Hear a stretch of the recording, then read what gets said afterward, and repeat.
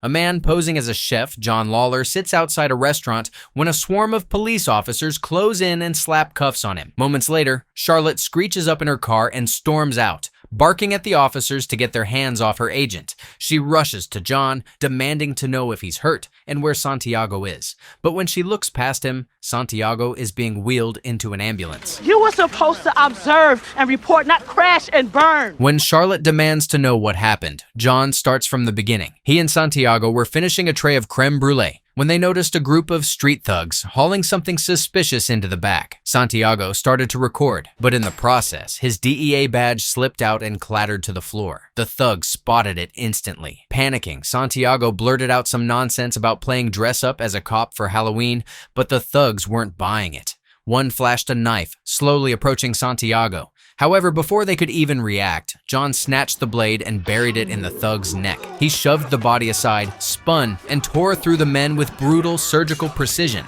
thugs dropping before they even registered the threat. Meanwhile, Santiago stayed useless in the back, getting kissed with a ladle and splashed with boiling water. John grabbed him and tried to make a run for it until more thugs poured into the kitchen. John grabbed a frying pan, using it to redirect punches, block blades, and crack skulls. At one point, they pin him in the corner, hurling knives at him, but he shielded himself with the pan and one of their own men. Out in the dining room, customers ate their meals completely unaware. In the kitchen, John, gasping for air, actually asked the thugs to give him a minute to rehydrate. Dude, please, come on, give me a minute. And being honorable Chinese gangsters, they chill until he's done. Then, the fight resumed instantly. In the chaos, John even managed to grate Santiago's hand with a cheese grater. He tried hauling Santiago out again, but yet another wave of thugs arrived. Round 3. John kicked through them with pinpoint strikes. One thug leapt in for a finishing strike, but John caught him, reversed it, and stabbed him in the neck, then stabbed another for good measure. He smashed a bottle over a third thug's head, then set him on fire. The flaming man sprinted into the restaurant, dove into the aquarium, and sent every customer screaming. Back in the kitchen, John propped Santiago on a prep table, completely unaware the fire was spreading. He marched into the dining area and interrogated the burning man inside the goldfish tank. I'm offering you a green card and an apartment in Arizona. It's very nice. No. Hey. However, before John could get the thug to talk, another henchman emerges from the kitchen and empties his entire mag into the tank. After the chaos, John took a split second to save a goldfish. Charlotte and John step back into the flooded restaurant, where she immediately tears into him for torching 6 months of undercover work. But when it looks like the whole operation has collapsed, John casually reveals a stash of narcotics hidden inside canned goods from Kwang Enterprises, proof that the mission wasn't a total disaster after all. Back in Taipei, one of Kwang's men delivers the devastating message: their merchandise has been seized by the DEA. Soon after, Charlotte holds a press conference announcing that they recovered 400 kilos of heroin with a street value of $300 million. She vows to attack the crisis at its source and stop those who profit from suffering, while Kwang watches the broadcast in silent fury. The next scene shows Kwang leaving his tower, immediately swarmed by reporters. His trial is about to begin. As he pushes through the chaos, he insists that he is the real victim, along with the 200,000 employees who depend on him. For them, I look forward to proving my innocence. Thank you. When he finally reaches his car, his lawyer brutally glazes him, saying he has nothing to worry about. You control trade routes, distribution centers. You're a billionaire. And what they come up against you with? Fishing charges? Get out. Oh, okay. Kwang then calls his wife, Joey, who's at a luxury dealership shopping for a new ride. She examines a few models before settling on a Ferrari 488 Pista Spider. During the test drive, she calmly removes her gloves and sunglasses, then tears through the streets, blowing past traffic lights and drifting into wrong lanes while the salesman clings to life. They return to the dealership shaken but intact, and when Joey mentions the timing feels off, they promise to fix it within the hour. Later, Joey pulls the new Ferrari into the garage where Kwang is waiting. When he questions whether she really needs to buy everything she sees, especially another Ferrari, she reveals the car isn't hers at all. It's his birthday gift. Sweetheart, thank you. Afterward, Joey drops her shopping bags and heads to her son Raymond's room. He's packing, preparing to leave for Paris to join the Ocean Outlaws on their next mission. He warns her that Kwang will be in prison by the end of the week, and that they shouldn't stick around when it happens. And where will you go? Heading to Malaga. Kwang has built a Milagro. How's that going to look? Like I have the will for revolution and change? Like somebody's finally standing up to Kwang? He's destroying entire marine ecosystems. Mom, no. Just because you like spending Kwang's money doesn't mean I have to stay here. Hey, stop it. You don't know what you're talking about. Joey knows Raymond and Kwang barely tolerate each other. When her son asks why she even married him, Joey explains that long ago she needed help. And Kwang was there, something she refuses to forget, no matter what Raymond thinks. Raymond then presses her about his real father, why she never talks about him. But Joey repeats the story she's told for years. His father was a pastry chef who died in a car accident. Raymond wants more, but all she'll say is that whatever happened, his father gave her Raymond, and she'd never change that. That night, Joey is in the bathroom when Kwang walks in. He apologizes, insisting he wasn't angry with her, only frustrated by the absurd trial. After thanking her again for the birthday gift, he opens up about the insecurity still gnawing at him, the ghost of the man who broke her heart 15 years ago. Joey, it's been 15 years. 15 years since I've taken care of you and Raymond. Whoever broke your heart is not coming back. He then suggests they try to move forward together. Joey agrees, and the two finally share an intimate moment. Back in Minneapolis, while reviewing the latest tip sheet, John notices a new confidential informant claiming to have information on Kwang. He immediately brings it to Charlotte, but she dismisses it as a hoax. John insists it's worth investigating, especially because the informant is offering Kwang's company ledger. But when he mentions the handoff would take place in Taipei, Charlotte shuts him down instantly. Because of what happened 15 years ago, she forbids him from going. Absolutely not. After what happened last time. That was 15 years ago. And look where it's landed you. Look, we all want to take Kwang down. We stopped the shipment. One shipment. One. Take your wins as they come and leave the rest alone. Charlotte, it's one weekend. Just a couple of days. Even if we wanted to, I can't send an agent down there, and certainly not you. I will go deep cover in my own assets. No one will even know I'm there. I am literally going to pick up a letter. No! What is wrong with you? You're like a dog with a bone. Let it go. She then orders him to take a mandatory weekend leave. You sending me home now? No, John, I'm sending you on vacation. It was a solid bust. Now go relax. The drugs will still be here on Tuesday, and so will Kwang. All right. Okay, thanks. I will definitely make the most of it. However, instead of relaxing, John goes rogue, heading straight to the airport, booking a ticket under the fake name George Washington. Afterwards, he boards a flight to Taipei. Meanwhile, at Kwang's mansion, Raymond strolls into his stepfather's office and stares at the rhino sculpture on the desk. Just as he reaches for it, Kwang appears, and Raymond claims he was looking for a pencil sharpener for his sketches. Kwang tries to make small talk and suggests they go on a golf trip together, but Raymond shuts him down. Elsewhere in the mansion, Joey watches the news on her tablet, of course timed perfectly to show her ex from 15 years ago, who is none other than Agent John Lawlor. Incredible, truly unbelievable writing. Seeing him triggers flashes of their past, and now he's back in Taipei. At the airport, John's old friend Freddie picks him up and drives him to a hotel, but John barely speaks, lost in thoughts of Joey. Once they reach the room, they open their suitcases, packed with an arsenal of weapons. Across town, Joey is looking at old photos of herself and John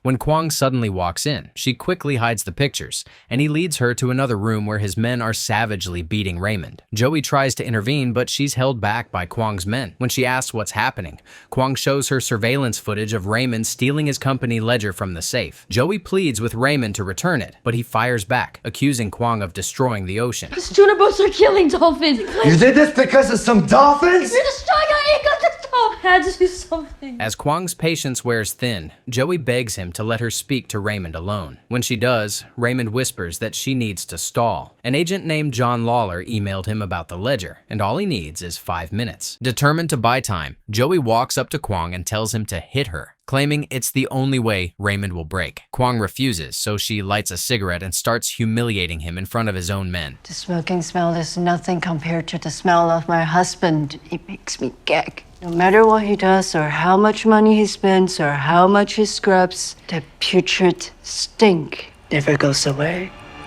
When one man laughs, Kwang snaps. He pistol whips him brutally, then shoots him dead. Kwang then turns his fury back on Raymond, threatening to shoot him unless he reveals the ledger's location. Raymond finally cracks. He had a friend deliver it to the Marriott Hotel, room 2018. At that very moment, someone knocks on Lawlor's door. When he answers, he finds the ledger, everything he needs to bring Kwang down. Kwang immediately sends his men to the hotel while he stays behind, preparing to chop off Raymond's limbs as punishment. That's when Joey breaks free, shoots one of Kwang's guards, and points the gun at her husband. Kwang calmly asks who will love her if he dies, but Raymond ends the argument by knocking him out with the rhino sculpture. Joey and Raymond then race out in the Ferrari, speeding to the hotel to warn John. However, Kwang's men are already en route. Soon after, they arrive at John's room. When he sees Joey, memories of their past flash through his mind. As soon as he opens the door, Joey wastes no time. Kwang's hit squad is coming to kill him. John is confused how she's connected to a man like Kwang,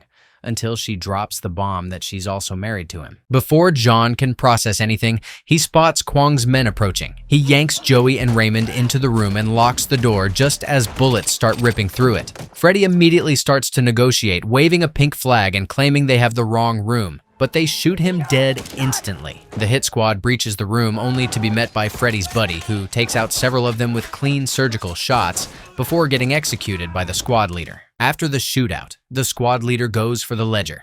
That's when John throws a smoke bomb into the room, swallowing everything in a thick haze. Next, he tosses a grenade, sending the men diving for cover, then bolts into the stairwell with Joey and Raymond as Kwang's men charge after them. Police sirens blare as units flood the hotel, but John ducks away, knowing many of those officers are likely on Kwang's payroll. While they wait, Joey drops yet another bomb. Raymond, meet your son, John, meet your dad. What? Raymond, meet your dad. John, meet your son. With no time to process, the three burst out of the hotel, but the police spot them, forcing them to dive into Kwang's Ferrari. Joey floors it, and a high-speed chase erupts through Taipei. Even while weaving through traffic, Joey somehow maintains a full family argument. Raymond tells John he's been taking cooking classes to honor his dead pastry chef dad, who is, quite obviously, not dead at all. Pastry chef? Seriously? Shh, quiet, please. Yeah, Mom, why? Everyone, shut up and let me drive. Meanwhile, back at the mansion, Kwang's men return the ledger to him as he nurses his wounds with whiskey. In the Ferrari, when Raymond notices John bleeding, Joey hatches a plan. She pulls over, gives the car to a random Domino's pizza delivery guy, and lets the cops swarm him instead. The newly reunited family breaks into a parked car and hotwires it. Hours later, Raymond sleeps in the back seat, while John quietly asks Joey why she never told him she was pregnant. She replies he never gave her the chance, and then mutters something insulting in Russian. By morning, John wakes up in a hospital bed in Joey's fishing village. Joey explains he nearly died, so the doctors gave him a blood transfusion from Raymond. Their argument resumes instantly. John accuses her of letting a criminal like Kwang raise his son, but Joey fires back that he doesn't get to judge. He was gone. There are many things you don't know and you'll never understand. I understand completely. Yes, John. I ran to the one person who could give me the riches and pearls that I deserve. And Raymond, stop pretending you're asleep. You two do anything but fight. Moments later, a doctor enters with villagers carrying flowers, thanking Joey. To John's shock, she's been secretly funneling Kwang's money into the hospital to keep it alive. Afterwards, the trio visit her childhood home, where Joey reunites with her grandmother Popo, who hasn't seen Raymond since he was a baby. He's also introduced to his cousin. Over dinner, Raymond asks about Joey's past. You never talk about family. I know nothing about you, both of you. So please, no more lies. I deserve to know. Starting from the beginning, Joey explains she used to be a mechanic in this village until one day the fishermen found drugs floating near their nets. Popo hid the stash in their garage, but the gang eventually returned. Not just for the drugs, but also to take young girls from the village. Joey, skilled behind the wheel, escaped in her makeshift Tesla, with the gang chasing her down the roads until they finally cornered her. However, instead of killing her, they offered her a job as a driver. And then a few years later, I met her dad. John, your turn. When Raymond asks how she met John, John reveals he'd been an undercover DEA agent sent to track a drug shipment. Posing as a client, he followed the mule car, only to discover Joey was the driver. Thinking he was a rival, she rammed his car and sent it flipping. But instead of leaving him to die, she dragged him out of the wreck. Sparks flew, chaos bonded them, and a whirlwind of romance followed. When Raymond asks why they eventually broke up, Joey and John immediately fall back into arguing. Some people care only about one thing, their career. Yeah, well, some people's jobs are about saving people. And for some people, that's easier than raising a family. It's a little difficult when no one tells you that you have a family.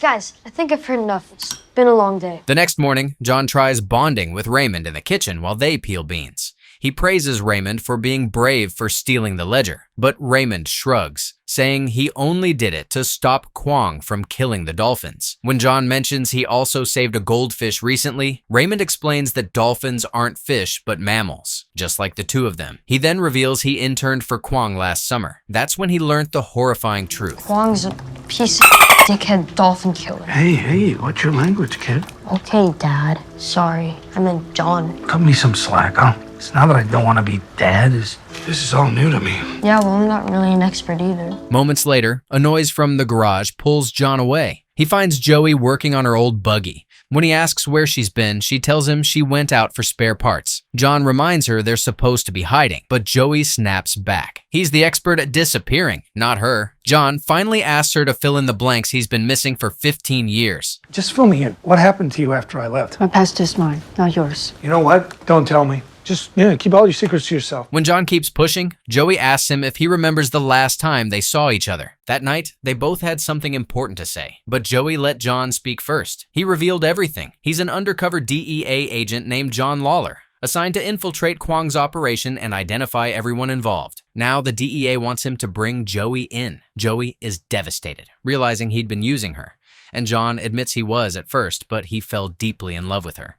He tried to protect her, but soon realized the system is cooked. All they want are easy scapegoats, even if they're small fish. With agents closing in, he tells Joey to run, take his car, and disappear. He'll erase all her records so no one finds her. When she asks how he will find her, he says he won't. Left with no other choice, Joey ran. That's not exactly how it happened. Well, that's how I remember it. You never wondered what my news was? Never wondered what I had to say? Another flashback shows Joey in the bathroom moments before that meeting, holding a positive pregnancy test. That was her news. John is furious. He says everything would have been different if he'd known, but Joey disagrees.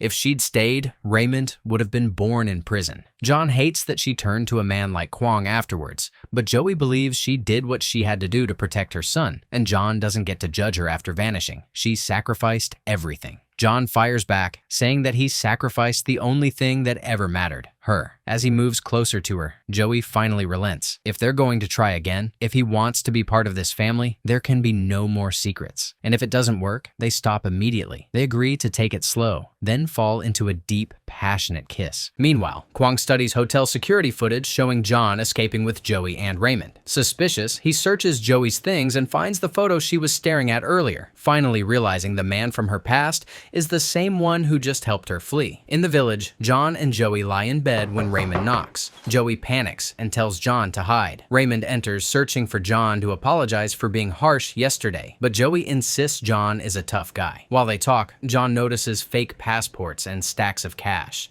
After Raymond leaves, he confronts Joey, and she admits the passports are an escape plan for her and Raymond. But John tells her not to worry. They're not splitting up again, and he's not losing her a second time. Across town, the detective from the hotel visits Kwang, reporting that 6 of Kwang's bodyguards were found dead at the scene. Kwang coolly replies that they clocked out at 4 p.m., so whatever happened afterward has nothing to do with him, and the real concern should be the professional who killed them. Why question me when there's a real murderer running out there free? Makes me think of the Chinese proverb, I killed the chicken to scare the monkey. Are you a chicken or a monkey, Mr. Kwang? You know, it sounds to me like you're dealing with a real pro, someone that is trained with a unique set of skills. When the detective asks if he means George Washington, Kwang snaps, correcting him. Meet Agent John Lawlor. My men sacrificed their lives trying to stop him from kidnapping my wife. Asked for motive, Kwang finally reveals the truth. Lawlor is Raymond's biological father. After the meeting, Kwang asks his bodyguard for any update on Joey. There's still nothing, so Kwang orders him to check the fishing village. Back in the village, Joey and John question Raymond about whether Kwang had any other ledgers. Raymond remembers the rhino sculpture in Kwang's study, and suddenly wonders what if it wasn't a sculpture at all. John immediately realizes it's a hard drive. When Raymond volunteers to retrieve it, his parents shut the idea down instantly. Furious, Raymond storms outside. Meanwhile, 2 of Kwang's men arrive in the village and spot Joey through the window. Before they can make a move, John takes out one of them. The second man calls Kwang to report that they've found Joey, only to feel a gun pressed to the side of his head just before John knocks him out. John rushes inside, grabs the passports, and tells Joey they'll need to split up for a while. But when they call for Raymond, he doesn't answer. Raymond's cousin suddenly bursts in, revealing that Raymond took his motorcycle, insisting he had something important to do. Cut to Raymond slipping into Kwang's mansion to steal the rhino drive, but he doesn't make it far. Kwang catches him instantly, like a mouse snapped in a trap. Moments later, Joey calls, demanding to know where Raymond is. Kwang answers with chilling calm. The boy is right there with him, and this time, he's not getting away. John's voice suddenly cuts in over the call. He introduces himself and tells Kwang to let the kid go. But Kwang wants only one thing: John gone forever, out of his family's life. John agrees without hesitation. He offers himself in exchange for Raymond and gives Kwang the meeting point. Joey warns him Kwang will kill him, but John doesn't care. He'll do anything to save his son. At the rendezvous, Kwang keeps Raymond locked in the car while Joey and John step forward, instantly swallowed by a ring of armed men. Kwang tells Joey she's coming with him. When John reminds him that wasn't the deal, Kwang doesn't even acknowledge it. His eyes stay fixed on Joey and a memory floods back. Years ago, he and his crew stormed her village. They dragged Joey to him while he berated his men for handling her too roughly. She stood shaking as he confronted her about killing his best driver. Then he pointed to his blue car and laid out her choices: work for him, be protected, and rise above the life she was born into. Joey sobbed, certain he'd killed Popo, until he had her grandmother brought out alive. He told her she could trust him, that he'd protect her family, that he'd give her the life she deserved. Never lie to you. I'll always protect you and your family, give you the life that you deserve. What do you say? Deal? Eventually, she accepted. Back in the present, Kwang declares the deal dead and orders his men to kill John. He yanks Joey toward the car while John stands powerless. But in one rapid strike, John disarms a guard and takes out the entire squad. He sprints toward the road and fires at the getaway car, killing the driver with a single headshot. Kwang kicks the body out and jumps behind the wheel, tearing off with Joey and Raymond trapped inside. John races through alleys, cutting across side streets to intercept them. Inside the car, Kwang rants, screaming about Joey's betrayal, insisting they can still start over. John answers by driving his boot straight through the window and launching Kwang out of the moving car, leaving Joey and Raymond stunned. John chases Kwang into a packed cinema, sending the crowd screaming, except for one elderly couple who remains seated, treating the showdown like their own private movie. John announces Kwang is under arrest and orders him to the ground. It's the last time, Kwang. Get on the fucking floor! Go ahead, shoot me. Huh? I'm unarmed. John won't shoot an unarmed man, so he ejects his bullets and the two brawl. They trade brutal blows, Kwang even pulling off acrobatic strikes.